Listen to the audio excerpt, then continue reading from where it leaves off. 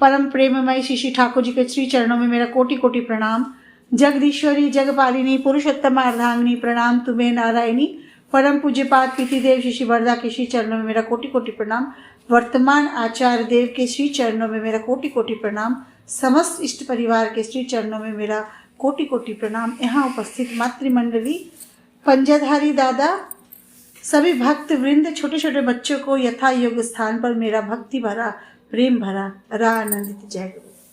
पहली बार नववर्ष में इस मंच पे बोलने का अवसर मिला, तो सबसे पहले मैं सबको नववर्ष की हार्दिक शुभकामनाएं देती हूँ कि ये नववर्ष जो है हम लोगों का जो 2023 है, ये सबके लिए मंगलमय हो और हम लोग सुंदर से अपने परम पिता को लेके, अपने पुरुषोत्तम को लेके अपने जीवन में आगे बढ़े।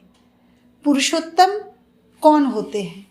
पुरुषोत्तम कौन होते हैं, इसको जानने के लिए हमको समझना पड़ेगा, जानना पड़ेगा। इसको मैं एक छोटी सी घटना, और इसे घटना बताने से पहले आज हमारे लिए बहुत खुशी का दिन है। हमारे लिए क्यों, आपके लिए और हम सब के लिए, क्योंकि आज हमारे आचार्य देव और बहू रानी माँ का आज 25वां विवाह वार्षिकी है। 25 साल उनके विवाह को पूरे हो गए। ठाकुर जी के श्री चरणों में, वो तो हमारे भगवान हैं, लेकिन फिर भी भगवान के लिए भी हम लोग एक बार हाथ जोड़ के ताली बजा के उनके लिए भी प्रार्थना करेंगे कि हमारे जो आचार्य देव और हमारी बहू रानी माँ जो हैं वो सुंदर दीर्घायु हो और हम लोग का पथ प्रदर्शक इसी तरह करते चले और हम इससे लाभान्वित होकर अपने जीवन को और भी सुंदर और भी उन्नत बना सके। और साथ ही आज हम लोग सबके लिए हर्ष का दिन है। इस हर्ष के दिन पे मैं एक छोटी सी घटना बताऊंगी कि एक बार जब हम लोग पुरुषोत्तम के इर्द गिर्द रहते हैं ना, जब कोई चीज़ हमको आसानी से मिल जाता है तो हम उसका मोल नहीं जानते, उसको समझ नहीं पाते हैं। लेकिन जब हमसे दूर हो जाते हैं, तब हमको समझ में आता है। एक बार की बात है, ठाकुर जी के बहुत करीबी हैं, ठाकुर जी के घनिष्ठ मित्र ही कहा जा सकता है। वो दादा ठाकुर जी के पास आए और बोले, ठाकुर जी आज मेरे जो नाती हुआ है उसका मुंडन कराना है और ज्योतिषी ने, पंडित ने आज ही का मुहूर्त दिया है और 3-4 घंटे के अंदर उसका मुंडन होना चाहिए और गंगा के किनारे होना चाहिए। ठाकुर जी कभी अपने को पुरुषोत्तम नहीं बोलते थे, कभी नहीं कहते थे मैं भगवान हूँ। ठाकुर जी उनका हाँ में हाँ मिलाने लगे। हाँ ठीक ही कह रहे हो, यहाँ से का नज़दीक गंगा कहाँ है? देवघर से नज़दीक गंगा भागलपुर ही है। भागलपुर तुमको जाने में तो 3 से 4 घंटे लग जाएंगे और 3 ही घंटे का मुहूर्त है, तुम्हारा कैसे होगा? ठाकुर जी भी उसके साथ गंभीर मुद्रा में वो भी चिंतित थे, लेकिन ठाकुर जी नहीं बता रहे थे कि तुम हम ही पुरुषोत्तम है, हम ही भगवान है, हम ही गंगा यमुना सरस्वती के संगम है। इसको ठाकुर जी अपने मुंह से कभी नहीं बोलते। ठाकुर जी उसके साथ जुगाड़ में लगे रहे कि कैसे इसको 3 घंटे में हमको भागलपुर पहुंचाया जाए। खूब आनंद फानन में काम चल रहा था, गाड़ी की व्यवस्था हो रही थी। इतने में 2-4 भक्त वृंद आए और उक्त दादा जो अपने नाती के मुंडन के लिए गंगा जी की तलाश कर रहे थे, उक्त दादा ने यही कहा, अरे तुम कहाँ गंगा के चक्कर में पड़े हो? यही तो गंगा है, यहाँ का हर एक कोना कोना, यहाँ का हर एक नलकूप, यहाँ का हर एक पानी ही तो गंगा जी है। तुम ये जो हमारे जो पुरुषोत्तम बैठे हैं, ठाकुर जी बैठे हैं, इन्हीं के श्री चरणों में ही गंगा यमुना सब है, यहीं पे तुम क्यों नहीं मुंडन कर देते हो? तब जाके उन दादा की आंख खुली और दादा ने वहीं अपने नाती का मुंडन कराया। तो ये पहचानने की बात है, कोई ज़रूरी नहीं कि हम ठाकुर जी के साथ रह रहे तो उनको पहचान ही रहे हैं। एक बार एक हरनाथ ठाकुर हुआ करते थे, वो भी अपने को ठाकुर जी से कम, ऐसा मैं पढ़ी हूँ कहीं लिखा है, वो भी कम नहीं समझते थे अपने को ठाकुर जी से। एक बार ठाकुर जी ने भेजा संदेशा हरनाथ ठाकुर को कि तुम जल्दी से आके मिलो। हरनाथ ठाकुर क्या कहते हैं, ठाकुर से कम थोड़ी ना अपने को समझते थे। वो कह रहे हैं मैं अभी नहीं आ सकता हूँ, मैं नाम ध्यान कर रहा हूँ। अरे जिसके तुम शागिर्द हो, जिसके साथ रह रहे हो, तुम उसको छोड़ के किसके नाम में लगे हो? तो हम लोगों में से भी, हम लोग भी, मैं आप, बहुत ऐसे लोग हैं जो कहीं ना कहीं हम लोग शंका में पड़े रहते हैं कि ठाकुर क्या पुरुषोत्तम हैं, ठाकुर क्या भगवान हैं, ठाकुर क्या ईश्वर हैं। हम लोग उसको तराजू में तौलते हैं। जो हमारे जो जीवन में 80 करोड़ देवी देवता है ना, उनको एक तराजू और ठाकुर जी को एक तराजू पे तौलते हैं, तौल तौल के देखते हैं कि कौन है पुरुषोत्तम, सही में है कि नहीं। ये सबके साथ होता है। कभी ना कभी ठाकुर जी के साथ रहने वाले जो प्यारे नंदी थे, जो डॉक्टर थे ठाकुर जी के, वो ठाकुर जी के साथ दिन रात रहते थे। लेकिन कभी ना कभी ठाकुर जी को देख के उनको लगता था ठाकुर जी ऐसे साधारण रूप में रहते थे, भगवान आते हैं बिल्कुल साधारण रूप में, उनको पहचानना पड़ेगा, उनको बुलाना पड़ेगा, उनको बुलाने के लिए हम लोग मीरा बनना पड़ेगा। मीरा जब बुलाती थी तो भगवान जरूर आते थे।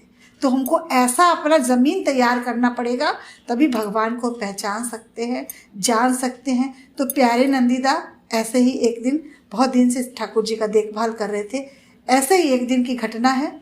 सोचिए, ये तो बहुत साधारण मनुष्य दिखता है, ये तो इतना साधारण दिखता है, कहीं से भगवान तो लगता नहीं है। इतने में ही ठाकुर जी के जो नाभि है, ठाकुर जी के नाभि से न जाने कितने ओम नमः शिवाय और कितने न जाने कितने मंत्र हवा में तैरने लगे, कितने देवी देवता तैरने लगे और फिर वो जाके ठाकुर जी के नाभि में समाहित हो गए। तो ठाकुर जी ऐसा रूप अपने भक्तों की शंका के लिए ठाकुर जी को ऐसा रूप कभी कभी दिखाते भी थे। तो हम लोग शंका में पड़े रहते हैं, लेकिन जब कहते हैं ना, जहाँ विश्वास का जहाँ गाढ़त्व है वहाँ सब कुछ संभव हो जाता है, सब कुछ संभव हो जाता है। दिन में भी तारे दिखते हैं, दिन में भी चांद दिखता है, जैसे आचार्य देव की एक घटना है। एक बार जो हमारे, आज मैं यहाँ पर विशेष तौर पर उल्लेख करना चाहूँगी कि अभी जो हमारी शांता माँ जो कह रही थी, सबको उन्होंने मैसेज किया, सबको उन्होंने संदेशा भेजा कि चलो बुलावा आया है, सबको देवघर जाना है। ये एक आवाज़ है, एक आवाज़ में आप लोगों को आवाज़ से ताल मिला के हम लोगों को इस आवाज़ को एक आवाज़ करना है और समझना है, कहना है, मिले सुर मेरा तुम्हारा तो सुर बने हमारा। जब सुर हमारा बन जाएगा तो सबको ट्रेन का टिकट भी मिल जाएगा, ट्रेन का टिकट मिल जाएगा।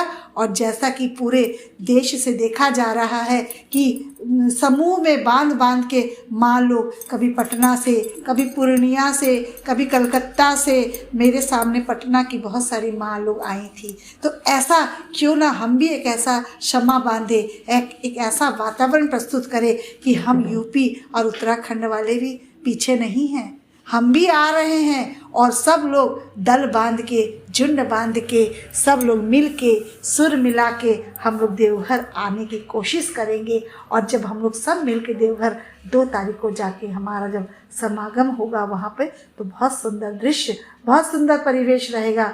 तब जाके हम आचार्य देव की बातों को मान सकते हैं, वरना काम की कमी किसी को भी नहीं है। सब लोग बिजी हैं। इसी बिजी शेड्यूल में हम लोगों को समय निकाल के अपने जो आचार्य देव के जो शांता माँ निवेदन करके आई हैं, आचार्य देव बहुत प्रसन्न हो रहे हैं। हम लोग किसी को कुछ दे नहीं सकते हैं, लेकिन अगर हमारे जाने से, हमारे इतने समूह जाने से अगर आचार्य देव के मुंह में एक मुस्कान आ जाती है होठों पे, तो हमारा जीवन, हमारे ये मातृ सम्मेलन करना जो हम कोविड में करते रहे और इतना बड़ा विशाल यूपी और उत्तराखंड को जोड़ के जो हम करते रहे, तो हमारा ये करना सार्थक हो जाएगा। इसलिए मैं सभी से आह्वान करती हूँ, मैं भी यहाँ कोशिश जारी रखी हूँ, क्योंकि टिकट की समस्या है, फिर भी हम कोशिश में लगे हैं कि कैसे भी कम से कम हम 15-20 लोग तो यहाँ से जाए ही जाए। तो आप लोग सब जगह से, चाहे प्रयागराज हो, जौनपुर हो, वाराणसी हो, जहाँ से भी, लखनऊ हो, जहाँ से भी हो, आप लोग झुंड बांध के जाने की कोशिश करिए। इस कोशिश में कितना आनंद आएगा। इसलिए कहते हैं कोशिश करने वालों की कभी हार नहीं होती। ये हम लोगों का ये प्रण, हम लोग इस शुभ अवसर पर, जो आचार्य देव का आज 25वां शादी की सालगिरह है, इस शुभ अवसर पर हम लोग सब प्रण ये ले ही सकते हैं और जा ही सकते हैं। सभी को एक बार फिर से कहूँगी, चल मेरे साथी मिलकर चले हम ठाकुर जी की नगरिया, हंसते हुए गाते हुए देवघर नगरिया। सभी की मंगल प्रार्थना करते हुए सभी को मेरा बहुत बहुत जय गुरु।